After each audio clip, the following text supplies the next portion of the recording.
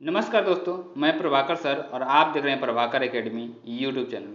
दोस्तों, इस वीडियो में हम सीटेट एसएसटी अपर प्राइमरी के बारे में डिस्कस करेंगे जो 7 जुलाई को एग्जामिनेशन होने वाला है 2024 में। अगर आप बीपीएससी टीआरई 4 की एग्जामिनेशन की तैयारी कर रहे हैं और सीटेट नहीं पास हैं तो इस वीडियो को स्किप न करते हुए पूरा देखिएगा। उसके साथ साथ मैंने और भी वीडियो प्रोवाइड कराए हैं जो प्रभाकर एकेडमी यूट्यूब चैनल पे है और प्लेलिस्ट बना दी गई है। उसको सारे वीडियो को जाकर के अच्छे से देखिएगा और अपने कॉन्सेप्ट क्लियर करिए। उसके साथ साथ प्रैक्टिस सेट भी देते रहिए जिससे कि आपको पता चल सके, आपका इवेल्युएशन होते रहे कि आप कितना नंबर पा रहे हैं वो एग्जामिनेशन में। ओके दोस्तों, तो आइए वीडियो की शुरुआत करते हैं। तो दोस्तों मैं बता दूं कि कार्बन डाइऑक्साइड के बारे में हम लोगों ने डिस्कस कर लिया था। ओके दोस्तों, तो आइए अब हम डिस्कस करते हैं गर्म और ठंडी वायु के बारे में। क्या गर्म और ठंडी वायु के बारे में डिस्कस करते हैं। गर्म और ठंडी वायु होती क्या है? Hot and cold air. जब वायु गर्म होती है तो फैलती है। क्या होती है? जब वायु गर्म होती है तो फैलती है और हल्की होकर ऊपर उठती है। हल्की होकर के ऊपर उठती है। ठंडी वायु सघन और भारी होती है। जो ठंडी वायु रहेगी वो डेंसर होगी और वेट होगी, उसमें भार ज़्यादा होगा। ठीक है, इसलिए इसमें नीचे रहने की प्रवृत्ति होती है। जो ठंडी वायु होती है वो नीचे रहती है और जो आज वायु गर्म होती है वो ऊपर जाती है। मीन्स कहने का मतलब ये है कि अगर आप कोई भी आग जलाते हैं देखते होंगे कि जो धुआं निकलता है या उससे एयर जो निकलती है वो ऊपर की तरफ जाती है। ठीक है, तो मतलब गर्म वायु ऊपर की ओर जाती है। ठीक है, गर्म वायु के ऊपर उठने पर आसपास के क्षेत्रों में जो ठंडी वायु होती है रिक्त स्थान भरने के लिए वहां आ जाती है। ठीक है, जब गर्म वायु जो है ऊपर जाएगी तो उसके जगह का जहाँ से जा रही है वो ऊपर, वो वाला जगह खाली हो जाएगा, वहां पे अगल बगल से ठंडी वायु आकर के भर जाती है। इस प्रकार वायु चक्र चलता रहता है। जो एयर साइकिल है ऐसे ही चलता रहता है। आइए नेक्स्ट पॉइंट के बारे में डिस्कस करते हैं। नेक्स्ट पॉइंट क्या है उसके बारे में डिस्कस करते हैं। क्या है? वायुमंडल की संरचना, structure of atmosphere. Structure of the atmosphere. हमारा वायुमंडल 5 परतों में विभाजित है। जो हमारा वायुमंडल है 5 परतों में विभाजित है जो पृथ्वी की सतह से आरंभ होती है। और ये कौन कौन से हैं उसके बारे में डिस्कस। क्षोभ मंडल, समताप मंडल, मध्यमंडल, वायुमंडल और बहिर्मंडल। ये जो हैं 5 मंडल हैं। ठीक है, आइए नेक्स्ट पॉइंट के बारे में डिस्कस करते हैं। क्षोभ मंडल जो है उसके बारे में डिस्कस करते हैं। क्षोभ मंडल क्या है उसके बारे में। ये क्षोभ ट्रोपोस्फियर मीन्स यह परत वायुमंडल की सबसे महत्वपूर्ण परत होती है। क्या होती है? यह वायुमंडल की सबसे महत्वपूर्ण परत होती है। इसकी औसत ऊंचाई 13 किलोमीटर होती है। क्या होती है? जो इसकी औसत ऊंचाई है, एवरेज हाइट जो है 13 किलोमीटर तक होती है। हम इसी मंडल में मौजूद वायु में सांस लेते हैं। जो इसी मंडल में वायु मौजूद है उसी से हम लोग सांस लेते हैं, ब्रीदिंग करते हैं। ठीक है, मौसम की लगभग सभी घटनाएं जैसे वर्षा, कुहरा एवं ओला वर्षण इसी परत के अंदर होती है। मीन्स क्षोभ मंडल ट्रोपोस्फियर में ही होता है। ये दोस्तों पूछा जाता है कि मौसम की सारी घटनाएं किस मंडल में होती हैं, तो क्षोभ मंडल में होती हैं, वर्षा, कुहरा और ओला वर्षण। नेक्स्ट पॉइंट के बारे में डिस्कस करते हैं। समताप मंडल, स्ट्रेटोस्फीयर क्या है उसके बारे में डिस्कस करते हैं। क्या? क्षोभ मंडल के ऊपर का भाग समताप मंडल कहलाता है। क्या कहलाता है? क्षोभ मंडल का जो ऊपर वाला भाग है वो समताप मंडल स्ट्रेटोस्फीयर कहलाता है। यह लगभग 50 किलोमीटर होता है। ठीक है, तक फैला हुआ है और यह परत बादलों एवं मौसम संबंधी घटनाओं से लगभग मुक्त होता है। इसमें बादल और जो मौसम संबंधी घटनाएं हैं ये इसमें नहीं होती हैं। इसके फलस्वरूप यहाँ की परिस्थितियां हवाई जहाज उड़ाने के लिए आदर्श होती है। मीन्स अगर पूछा जाता है कि हवाई जहाज किस मंडल में उड़ाया जाता है तो समताप मंडल में उड़ाया जाता है। समताप मंडल की एक और भी विशेषता है महत्वपूर्ण। क्या है? कि इसमें ओजोन गैस पाई जाती है। ओजोन गैस को हम O3 बोलते हैं। क्या बोलते हैं? ओजोन गैस को O3 बोलते हैं। ठीक है, ओजोन गैस परत पाई जाती है। यह परत क्या करती है? जो सूर्य से आने वाली हानिकारक किरणें हैं उससे हमको रोकती है, रक्षा करती है, जिस उसको छान करके भेजती है। जैसे अल्ट्रावायलेट किरणें यूवी रे हैं वो आती है तो उसको छान करके पृथ्वी की तरफ भेजती है जिससे कि हमको स्किन डिजीज नहीं होता है। अब आइए डिस्कस करते हैं मध्यमंडल के बारे में। मध्यमंडल होता क्या है उसके बारे में डिस्कस करते हैं। मीजोस्फीयर, यह वायुमंडल की तीसरी परत है। यह समताप मंडल के ठीक ऊपर होती है। यह लगभग 80 किलोमीटर की ऊंचाई तक फैली हुई है। कितना? 80 किलोमीटर की ऊंचाई तक फैली हुई है।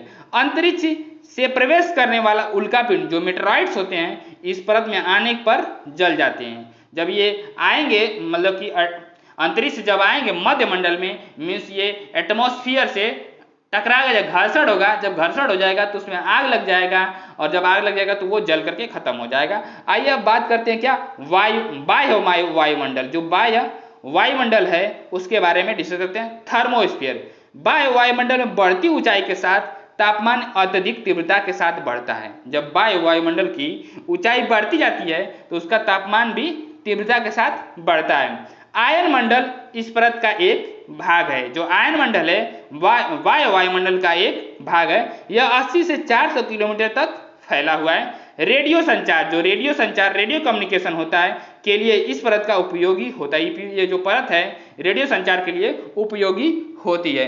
वास्तव में पृथ्वी से प्रसारित रेडियो तरंगे इस परत पर पुनः पृथ्वी पर परावर्तित कर दी जाती है। मीन्स जो रेडियो वेव्स हैं उसको अगर पृथ्वी से प्रसारित किया जाएगा तो जो वायुमंडल है उसमें से टकरा करके फिर हमारे पृथ्वी पर ही आ जाती हैं, रिफ्लेक्टेड कर दी जाती हैं। अब हम डिस्कस करते हैं क्या बहिर्मंडल के बारे में। बहिर्मंडल क्या है, एक्सोस्फीयर क्या है। वायुमंडल की सबसे ऊपरी परत को बहिर्मंडल के नाम से जाना जाता है और यह वायु की पतली परत होती है। हल्की गैसें जैसे हीलियम और हाइड्रोजन यहीं से अंतरिक्ष में तैरती हैं। जो हीलियम और हाइड्रोजन जो है हल्की गैस है वो बहिर्मंडल में तैरती रहती हैं। ठीक है दोस्तों, आइए हम बात करते हैं अब टेम्परेचर के बारे में। टेम्परेचर क्या होता है उसके बारे में डिस्कस करते हैं। टेम्परेचर क्या है? सूर्य से आने वाली वह ऊर्जा जिसे पृथ्वी रोक लेती है आपतन सूर्यताप इंसोलेशन कहलाता है। क्या कहलाता है? इंसोलेशन कहलाता है। आतपन सूर्यताप की मात्रा भूमध्य रेखा से ध्रुवों की ओर घटती है। जब भूमध्य रेखा पे क्या होता है ज्यादातर हीट रहती है, अब वैसे जब ध्रुवों की तरफ जाएंगे तो हीट कम होते चली जाती है सूर्य की। ठीक है, पृथ्वी सूर्य की ऊर्जा के 2 अरबवां भाग केवल एक भाग ही प्राप्त करती है। जो पृथ्वी होती है सूर्य से जो ऊर्जा आती है 2 अरबवां भाग आती है तो उसका एक भाग प्राप्त करती है, जो केवल एक ही भाग प्राप्त करती है। 2 अरब आएगा तो उसका केवल एक भाग प्राप्त करेगी। ठीक है, तापमान को मापने की मानक इकाई क्या है? डिग्री सेल्सियस है।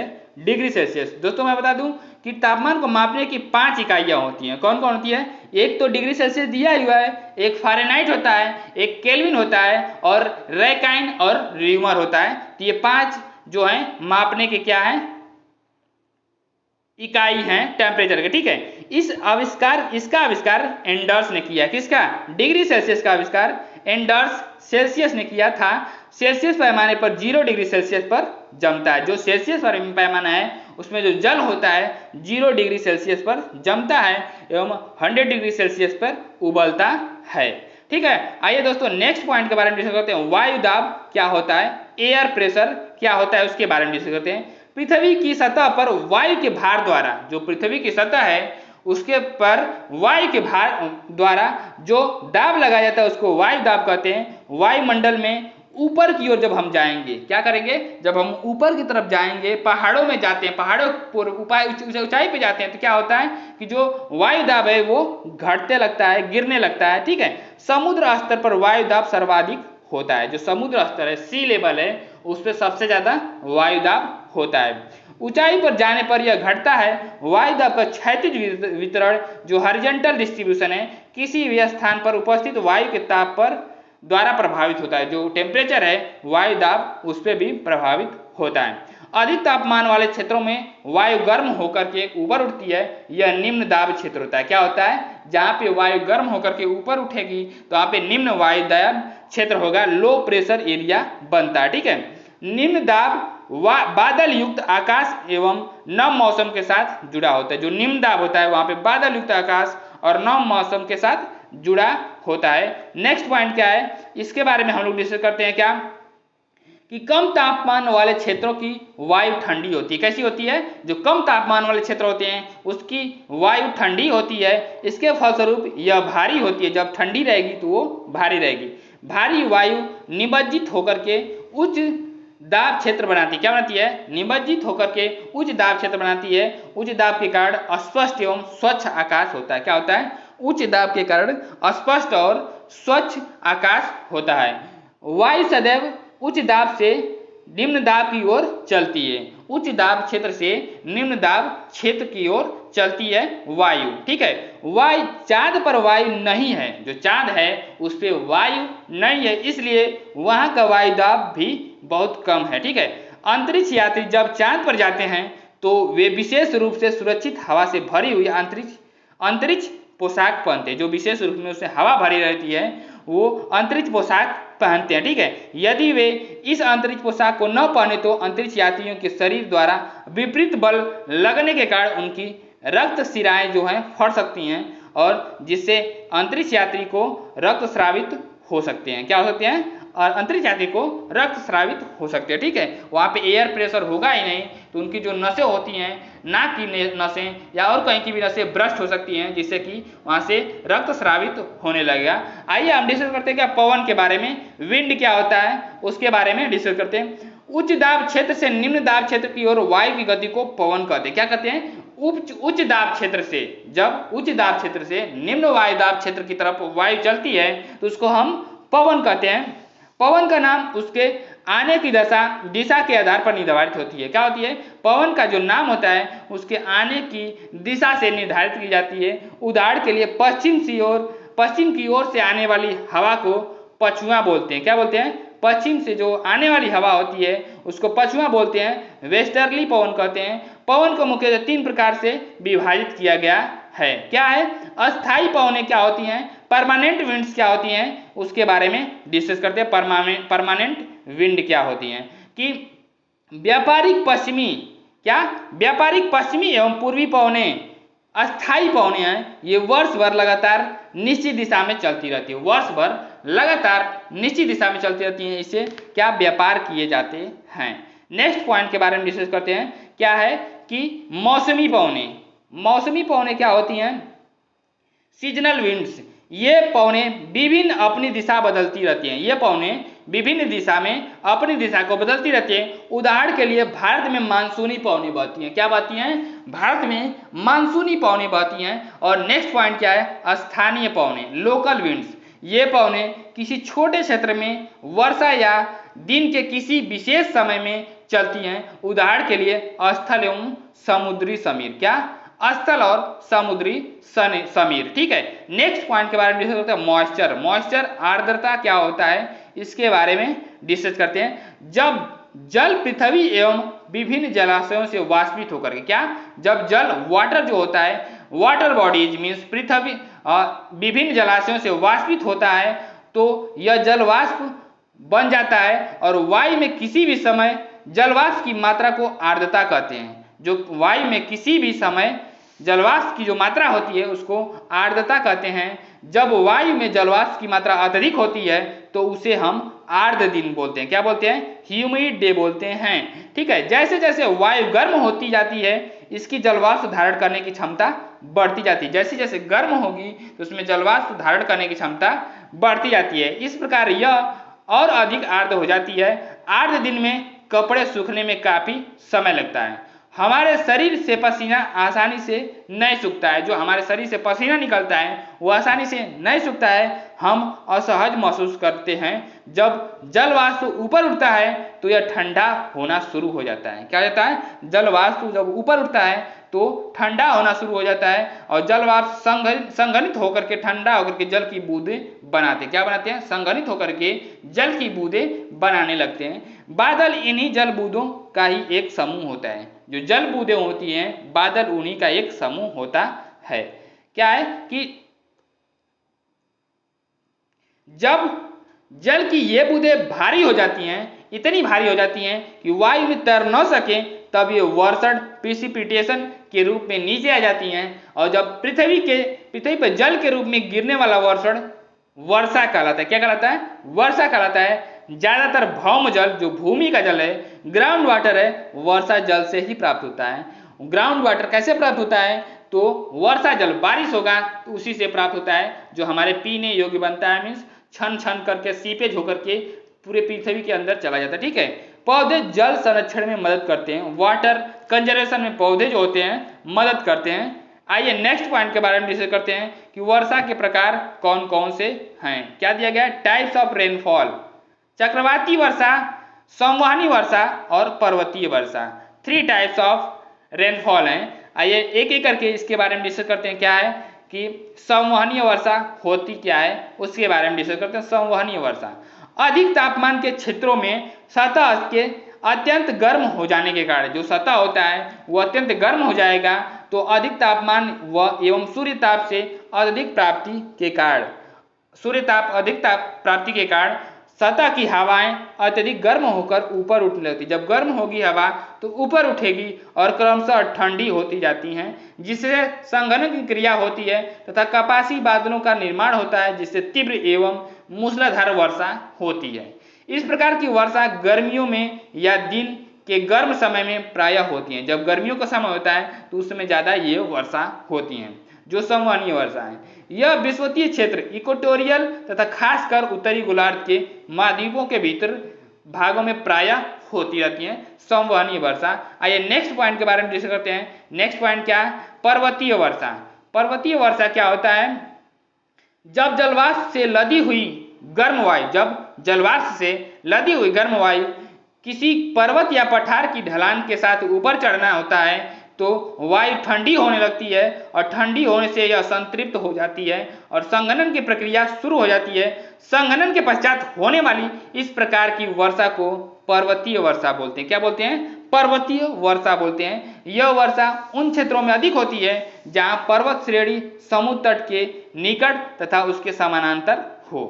संसार की अधिकांश वर्षा इसी रूप में होती है, पर्वतीय वर्षा के रूप में होती है संसार में सबसे ज्यादा वर्षा।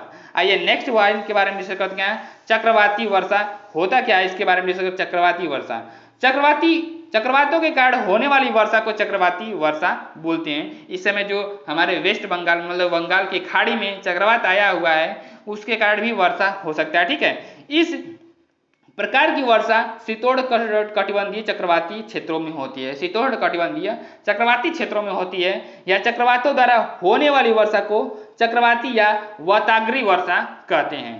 दो विपरीत स्वभाव वाली हवाएं, क्या? दो विपरीत स्वभाव वाली हवाएं जब आपस में टकराती हैं तो वाताग्र का निर्माण होता है। इस वाताग्र के सहारे गर्म वायु की ओर ऊपर उठती हैं। जो गर्म वायु होती है ऊपर की ओर उठती हैं और वर्षा होती है। यह वर्षा मुख्य रूप से मध्य एवं उच्च अक्षांशों में होती है। किसमें? मध्य और उच्च अक्षांशों में होती है। यहाँ पे जो सच है ये टाइपिंग मिस्टेक है। आइए नेक्स्ट पॉइंट के बारे में डिस्कस करते हैं। क्या? लवणता क्या होता है, सैलिनिटी क्या होता है, लवणता।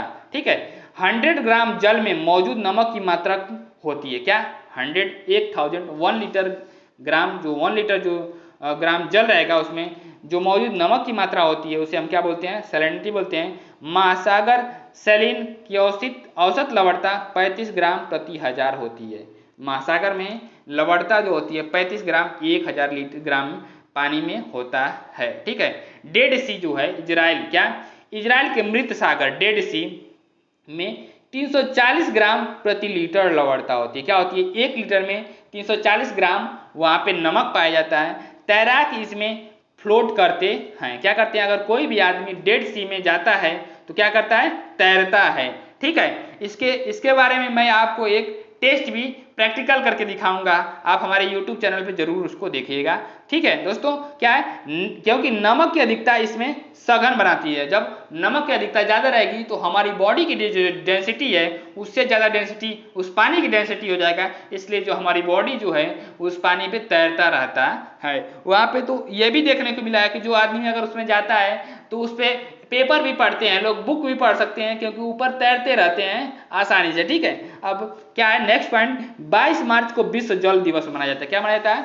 22 मार्च को विश्व जल दिवस मनाया जाता है के रूप में मनाया जाता है जब जल संरक्षण की विभिन्न विधियों को प्रतिबल किया जाता है। 22 मार्च को जो जल संरक्षण की अलग अलग विधियां हैं उसको ध्यान दिया जाता है ज्यादा। ठीक है, अब नेक्स्ट पॉइंट के बारे में डिस्कस करते हैं।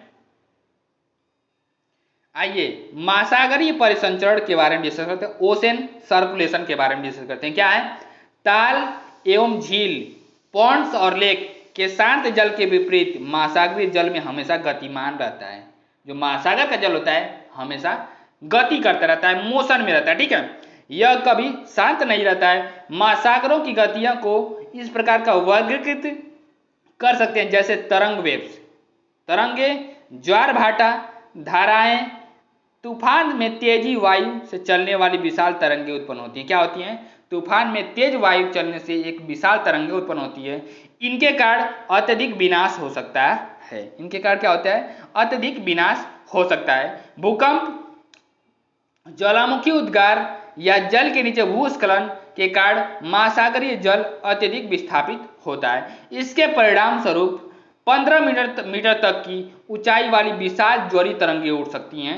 जो भूकंप आता है या लैंडस्लाइड होता है तो उसके कारण पृथ्वी के मतलब कि जो वाटर बॉडी है उसके नीचे, समुद्र के नीचे, तो 15 मीटर तक ऊपर ऊंचाई तक पानी की ज्वारीय तरंगें उठ सकती हैं। ठीक है, जिसे हम क्या बोलते हैं? सुनामी बोलते हैं। क्या बोलते हैं? इसको हम सुनामी बोलते हैं।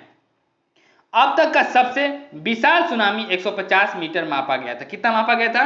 150 मीटर मापा गया था। ये तरंगे 700 किलोमीटर प्रति घंटे के अधिक गति से चलती हैं। 700 किलोमीटर प्रति घंटा के अधिक गति से भी चलती हैं। 2004 के सुनामी से भारत के तटीय क्षेत्रों में अत्यधिक विनाश हुआ था। 2004 में जो सुनामी आई थी उसमें भारत का जो तटीय क्षेत्र होता है, जो कोस्टल एरिया होता है, उसमें बहुत ज्यादा विनाश हुआ था।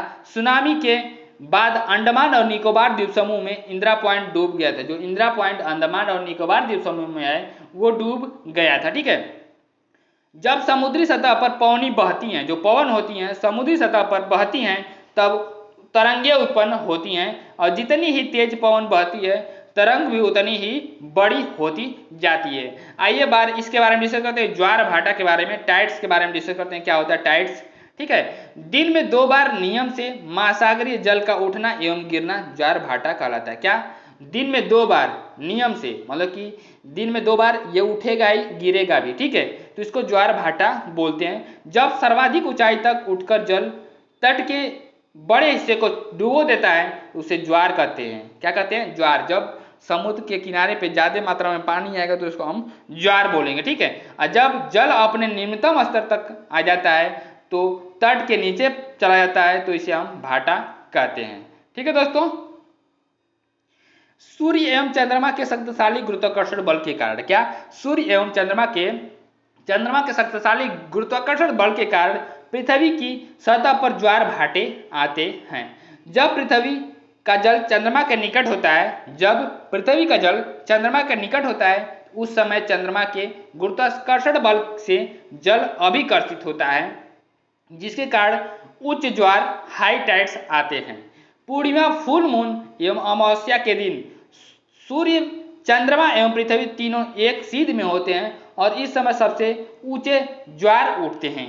इस ज्वार को बृहद ज्वार बोलते हैं। क्या बोलते हैं? जो ये ज्वार होता है जब चंद्रमा, सूर्य, पृथ्वी तीनों एक ही इस जगह में आ जाते हैं, मतलब एक ही लाइन में आ जाते हैं, तो क्या होगा उसका?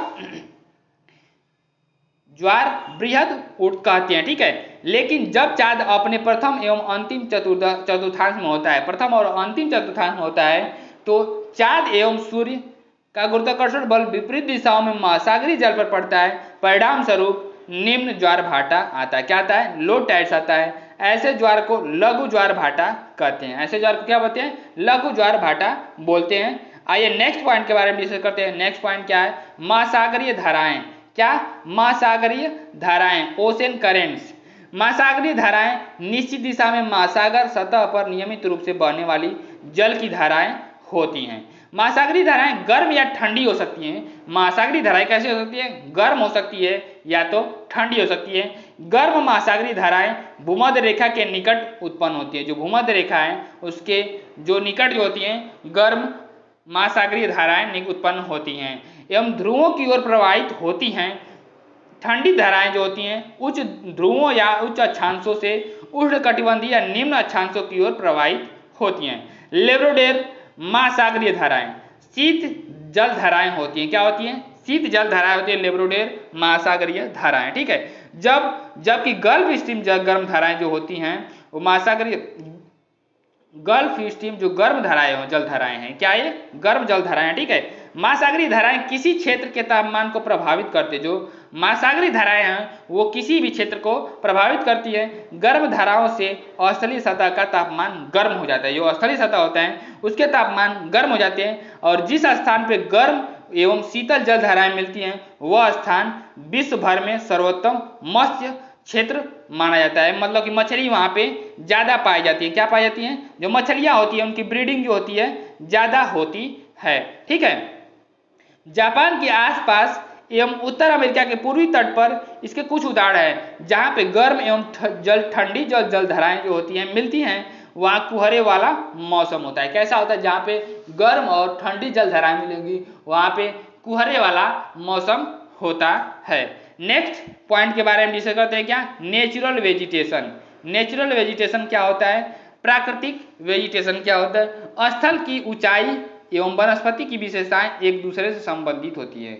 जैसे स्थल पे ऊंचाई पे जाएंगे तो वनस्पतियों का टाइप भी चेंज होते रहता है। ऊंचाई में परिवर्तन के साथ जलवायु में परिवर्तन होता है। जब ऊंचाई में परिवर्तन होगा तो जलवायु में भी परिवर्तन होता है तथा इसके कारण प्राकृतिक वनस्पति में भी बदलाव होते आते हैं और वनस्पति की वृद्धि तापमान एवं नमी पर निर्भर करती है। जो वनस्पति की वृद्धि होती है तापमान और नमी पर भी निर्भर करती है। इसके अलावा यह ढाल एवं जो ढाल होता है उस पर और मिट्टी की परत की मोटाई जैसे कारकों पर निर्भर करती है। इन घटकों में अंतर के कारण किसी स्थान की प्राकृतिक वनस्पति की संघनता एवं प्रकार में भी परिवर्तन होता है।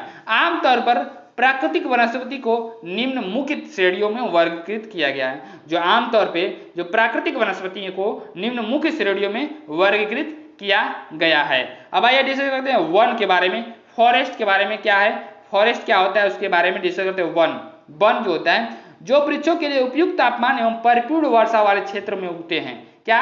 वृक्षों के लिए उपयुक्त तापमान एवं परिपूर्ण वर्षा वाले क्षेत्रों में उगते हैं। इन कारकों के आधार पर सघन एवं खुले वन विकसित होते हैं। मीन्स जहाँ पे खूब बारिश होगा, नम वाले क्षेत्र रहेंगे वहाँ पे फॉरेस्ट ज्यादा होते हैं। घास स्थल ग्रासलैंड, जो ग्रासलैंड क्या होता है? जो मध्य वर्षा वाले क्षेत्र में विकसित होते हैं। जहाँ पे वर्षा कम होती है वहाँ पे घास स्थल उगते हैं। ठीक है, कांटेदार झाड़ियां सब्ज कहाँ पे उगती हैं? तो कांटेदार जो झाड़ एवं झाड़ियां केवल शुष्क क्षेत्रों में पैदा होती है, मीन्स रेगिस्तान में पैदा होती हैं। आइए अब हम एक एक करके डिस्कस करते हैं इन तीनों वन, घास और कांटेदार झाड़ियों के बारे में डिस्कस करते हैं। वन के बारे में, फॉरेस्ट के बारे में डिस्कस करते हैं। वन होते क्या हैं, फॉरेस्ट होते क्या हैं, कौन कौन से जगह में कौन कौन से वन पाए जाते हैं। उष्णकटिबंधीय सदाबहार वन। क्या? उष्णकटिबंधीय सदाबहार वन, ट्रॉपिकल एवरग्रीन फॉरेस्ट। ऐसे ही देखिए जो फिगर बनाया गया है ऐसे ही ये क्या होते हैं? एकदम हरे ग्रीन होते हैं। ठीक है, इन वनों को उष्णकटिबंधीय वर्षा वन, ट्रॉपिकल रेन फॉरेस्ट भी कहते हैं। ये वन, ये जो घने वन है भूमध्य रेखा एवं उष्णकटिबंधीय के पास पाए जाते हैं, मीन्स इक्वेटर के पास पाए जाते हैं। ये क्षेत्र गर्म होते हैं एवं पूरे वर्ष यहाँ अत्यधिक वर्षा होती है। ये गर्म होंगे तब भी यहाँ पे अत्यधिक वर्षा होती रहती है। चूंकि यहाँ का मौसम कभी शुष्क नहीं होता है इसलिए यहाँ के पेड़ों की पत्तियां पूरी तरह नहीं झड़ती हैं। जो पेड़ों की पत्तियां होती हैं वो पूरी तरह नहीं झड़ती हैं, इसलिए इन्हें सदाबहार कहते हैं। क्या बोलते हैं? सदाबहार एवरग्रीन बोलते हैं। ठीक है, काफी घने वृक्षों की मोटी वितान के कारण दिन के समय भी सूर्य का प्रकाश वन के अंदर नहीं पहुंच पाता है। आमतौर पर यहाँ वृक्ष जो काष्ठ होते हैं जो दृढ़ होते हैं। क्या होते हैं? जो आमतौर पर यहाँ दृढ़ काष्ठ वृक्ष होते हैं, हार्ड वुड ट्री होते हैं, जैसे रोजवुड, आबनूस, महोगनी आदि पाए जाते हैं। ब्राजील के उष्णकटिबंधीय सदाबहार वन इतने विशाल हैं कि ये पृथ्वी के फेफड़े की तरह प्रतीत होते हैं। कैसे? पृथ्वी के फेफड़े की तरह प्रतीत होते हैं, मीन्स वहाँ पे ज़्यादा से ज़्यादा मात्रा में ऑक्सीजन मिलती है। आइए डिस्कस करते हैं क्या उष्णकटिबंधीय पर्णपाती वन। क्या? उष्णकटिबंधीय पर्णपाती वन होते क्या हैं, इसके बारे में डिस्कस करते हैं। उष्णकटिबंधीय पर्णपाती वन क्या? उष्णकटिबंधीय पर्णपाती वन मानसूनी वन होते हैं। कैसे होते हैं? मानसूनी वन होते हैं, फॉरेस्ट, मानसून फॉरेस्ट होते हैं, जो भारत, उत्तरी ऑस्ट्रेलिया एवं मध्य अमेरिका के बड़े हिस्सों में पाए जाते हैं। इन क्षेत्रों में मौसमी परिवर्तन होते रहते हैं। जल संरक्षित रखने के लिए शुष्क मौसम यहाँ के वृक्ष की पत्तियां, जो पत्तियां होती हैं, झाड़ देते हैं। क्या देते हैं? झाड़ देते हैं। इन वनों में पाए जाने वाले दृढ़ काष्ठ वृक्ष में साल, सागवन, टीक और नीम तथा शीशम होते हैं। दृढ़ काष्ठ वृक्ष फर्नीचर, यातायात एवं निर्माण सामग्री बनाने के लिए बहुत ही उपयोगी होते हैं। इन प्रदेशों में आमतौर पर पाए जाने वाले जो जानवर हैं, बाघ, शेर, हाथी, गोल्डन लंगूर एवं बंदर आदि, ये सारे जानवर पाए जाते हैं। एनाकोंडा विश्व का सबसे बड़ा सांप है जो उष्णकटिबंधीय वर्षा वन में पाया जाता है। जो एनाकोंडा है विश्व का सबसे बड़ा सांप है जो उष्णकटिबंधीय वर्षा वन में पाया जाता है। यह मगरमच्छ जैसे बड़े जानवर को मार देता है और उसके साथ साथ खा भी जाता है। आइए डिस्कस करते हैं क्या शीतोष्ण सदाबहार वन। क्या? शीतोष्ण सदाबहार वन होता क्या है, इसके बारे में डिस्कस करते हैं। Temperate evergreen forest. शीतोष्ण सदाबहार वन मध्य अक्षांशों के तटीय प्रदेशों में स्थित है। कहाँ पे?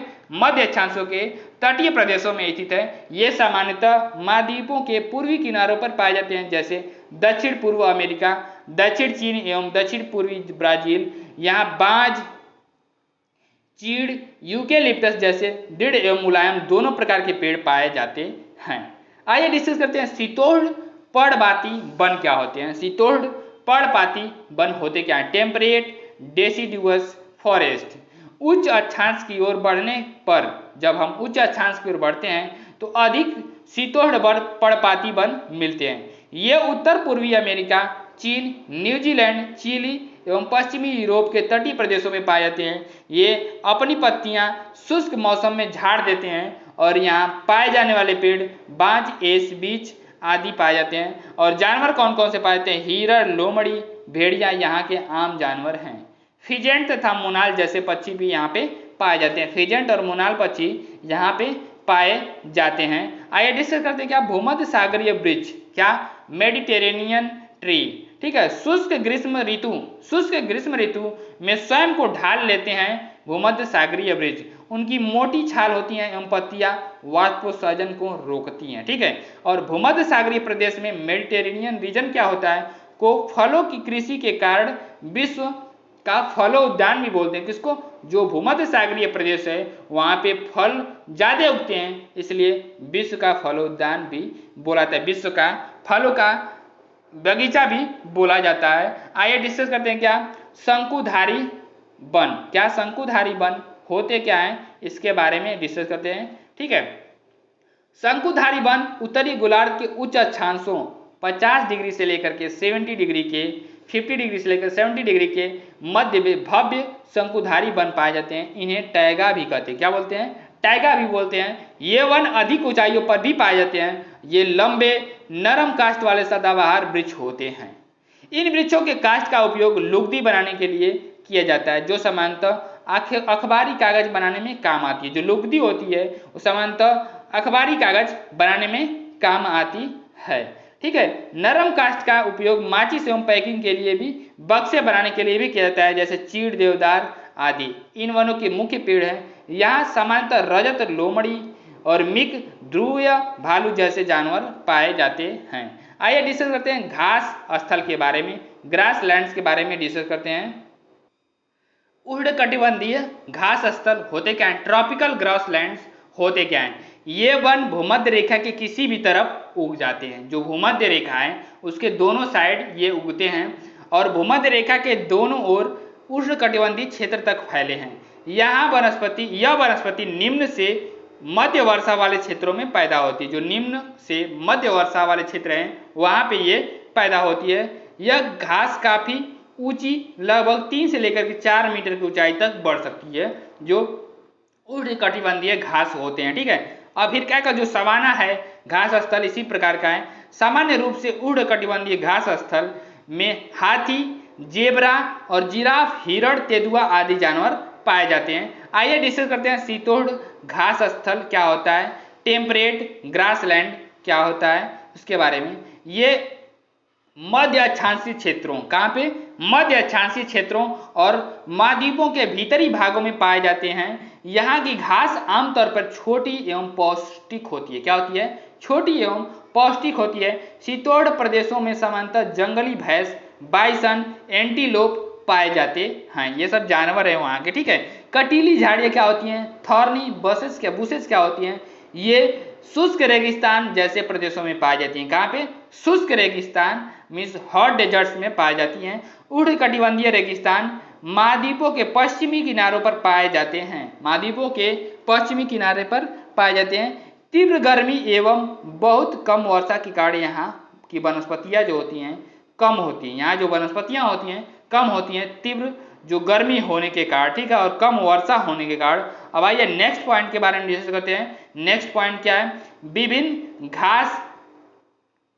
विभिन्न प्रदेशों में घास स्थल विभिन्न नामों से जाना जाता है। ये दोस्तों मैं बता दूं, ये पूछा जाता है कि पूर्वी अफ्रीका में कौन सा घास का मैदान पाया जाता है, तो सवाना पाया जाता है। ब्राजील में कंपोज और वेनेजुएला में लानोस पाया जाता है घास का मैदान। और जो शीतोष्ण कटिबंधीय घास के स्थल कौन से है, तो अर्जेंटीना में पैम्पास पाया जाता है। क्या?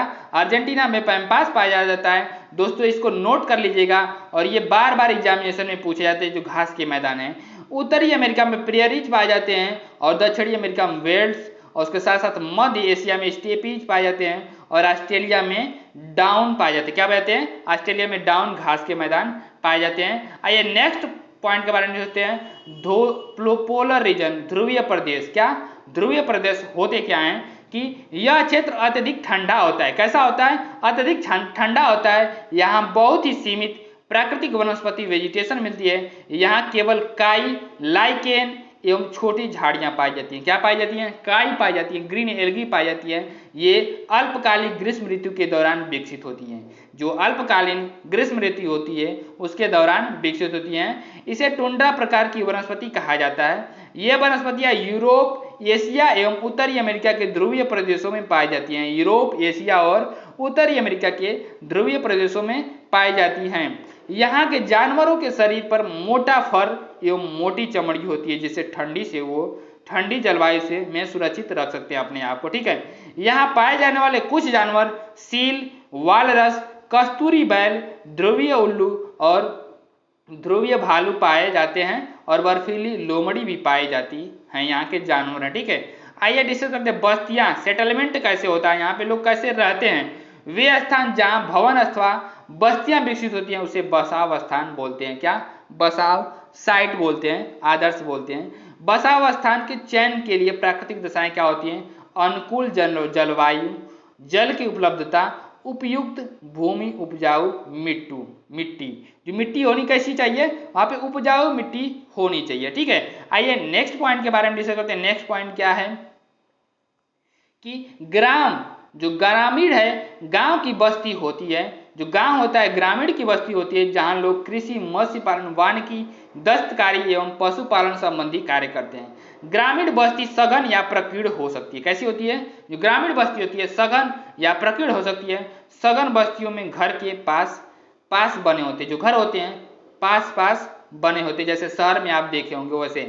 प्रकीर्ण बस्तियां, स्कैटर्ड सेटलमेंट, जो प्रकीर्ण बस्तियां मतलब दूर दूर तक फैली हुई जो बस्तियां होती है उसके बारे में डिस्कस करते हैं। में लोग घर दूर दूर व्यापक क्षेत्रों में फैले होते हैं। इस प्रकार की बस्तियां मुख्यतः पहाड़ी क्षेत्रों, घने जंगल एवं अति विषम जलवायु वाले क्षेत्रों में पाई जाती हैं। आइए हम डिस्कस करते हैं गर्म जलवायु के बारे में। गर्म जलवायु होती क्या है इसके बारे में डिस्कस करते हैं। हॉट क्लाइमेट वाले क्षेत्रों में मिट्टी की मोटी दीवार वाले घर पाए जाते हैं। जैसे राजस्थान में भी देखने को आपको मिलता होगा कि वहाँ की जो घर की दीवारें होती हैं मोटी होती हैं, जिससे हीट जो है अंदर न जाने पाए, ठीक है, घर जो है ठंडा रहे। जिनकी छतें फूस की बनी होती है। किसकी बनती है? फूस की बनी होती है। स्थानीय सामग्री जैसे पत्थर, पंख, चिकनी मिट्टी, तृण आदि का उपयोग करके घर को बनाया जाता है, ठीक है। नगरीय बस्तियाँ क्या होती है? टाउन्स क्या होता है? में नगर छोटी एवं शहर उनमें से बड़ी बस्तियां होती हैं। नगर, जो नगरीय क्षेत्र होता है में लोग निर्माण करते हैं। क्या करते हैं? कंस्ट्रक्शन करते हैं, व्यापार करते हैं, ट्रेडिंग करते हैं और सेवा क्षेत्रों में भी कार्यरत होते हैं, सर्विस क्षेत्रों में भी। अब क्या बोलते हैं, ऋतु प्रवास के बारे में डिस्कस करते हैं। ऋतु प्रवास होता क्या है? लोगों के मौसमी आवागमन को, जो लोगों का मौसमी आवागमन होता है, जैसे मान लीजिए कि इस समय उत्तर भारत में, मतलब कि भारत में बहुत हर जगह गर्मी है, तो लोग कहाँ पे जाएंगे? ठंडी जगहों पे जाएंगे। कहाँ पे जाएंगे? ठंडी जगहों पे जाएंगे। तो वैसे ये भी ऋतु प्रवास भी है। लोगों के मौसमी आवागमन को ऋतु प्रवास कहते हैं। जो लोग पशु पालते हैं वे मौसम में परिवर्तन के अनुसार नए चारागाह की खोज में निकल जाते हैं। जहाँ पे नया ग्रासलैंड्स होता है वहाँ की चले जाते हैं, ठीक है। दक्षिणी अमेरिका के एंडीज जो पर्वत है के क्षेत्र में लामा का उपयोग उसी तरह होता है जैसे तिब्बत में याक का उपयोग होता है। जो लामा होता है उसका उपयोग दक्षिणी अमेरिका के एंडीज पर्वत होता है, उसी तरह हमारे लद्दाख में भी तिब्बत में याक का प्रयोग होता है, ठीक है।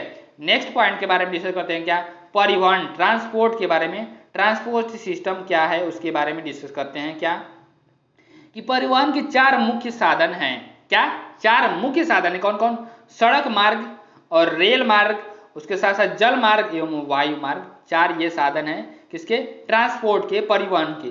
भारत में अनेक राष्ट्रीय एवं राज्य मार्ग हैं। क्या है? राष्ट्रीय और राज्य मार्ग हैं। भारत में एक्सप्रेसवे का निर्माण नवीनतम है, मतलब एक्सप्रेसवे नवीनतम निर्माण है, ठीक है। स्वर्ण चतुर्भुजीय महामार्ग golden quadrilateral connects Delhi, Mumbai, Chennai और कोलकाता को जोड़ता है। किसको? दिल्ली, मुंबई, चेन्नई, कोलकाता को जोड़ता है, जो उसको हम क्या बोलते हैं? स्वर्ण चतुर्भुजीय महामार्ग बोलते हैं। जो जाइंग से लहासा के बीच चलने वाली रेलगाड़ी जो समुद्र तल से 4000 मीटर की ऊंचाई पर होती है। क्या होती है? जो समुद्र से 4000 मीटर की ऊंचाई पर चलती है, जिसका सबसे ऊंचा बिंदु समुद्र तल से 5072 मीटर है। कितना है? 5072 मीटर है। नेक्स्ट पॉइंट के बारे में डिस्कस करते हैं। जल मार्ग। जल मार्ग क्या है उसके बारे में। मुख्यतः 2 प्रकार के होते हैं। अंतर्देशीय जल मार्ग, इंडियन वाटरवे। क्या? इनलैंड, इंडियन है, इनलैंड वाटरवेज अंतर्देशीय, और समुद्री रूट्स। क्या? समुद्री मार्ग, समुद्री रेसी रूट्स हो जाएंगे। अंतर्देशीय जल मार्ग क्या होता है? इनलैंड वाटरवेज क्या होता है? नाव्य नदियों, नेविगेबल रिवर्स एवं झीलों का उपयोग अंतर्देशीय जलमार्ग के लिए होता है। कुछ महत्वपूर्ण अंतर्देशीय जलमार्ग हैं, जैसे गंगा ब्रह्मपुत्र नदी तंत्र। क्या?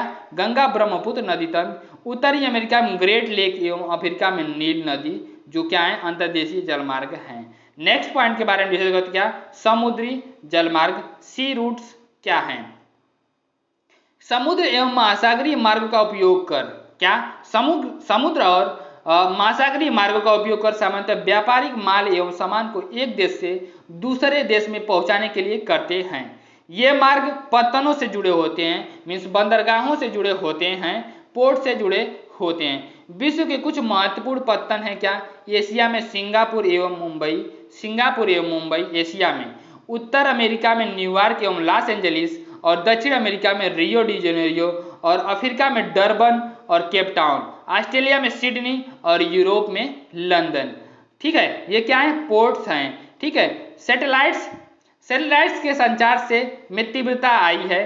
तेल की खोज, वनों का संरक्षण, भूमिगत जल, खनिज संपदा और मौसम पूर्वानुमान एवं आपदा पूर्व चेतावनी आदि सैटेलाइट्स की सहायता से ही होते हैं। आइए नेक्स्ट पॉइंट के बारे में डिस्कस करते हैं। क्या?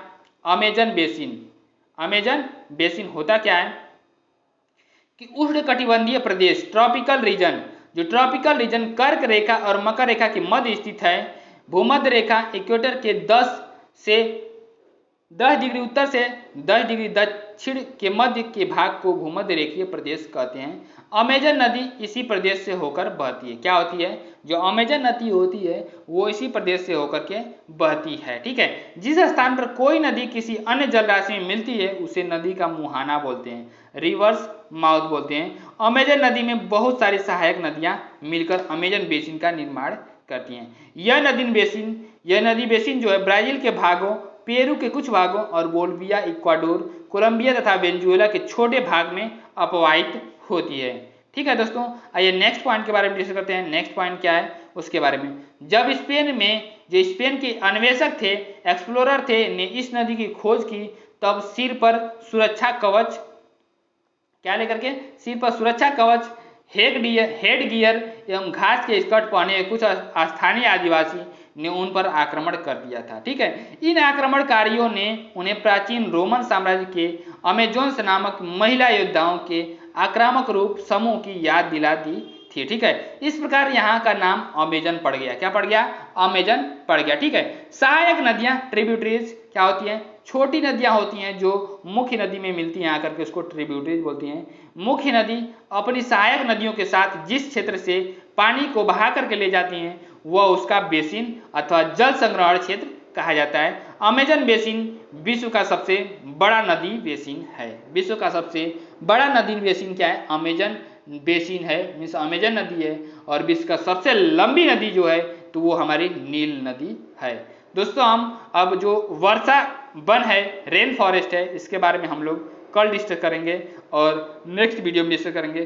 दोस्तों वीडियो यहीं पे एंड होती है, वीडियो को पूरा देखिएगा स्किप न करते हुए। ओके दोस्तों, तो वीडियो को हम यहीं पे एंड करते हैं। नमस्कार।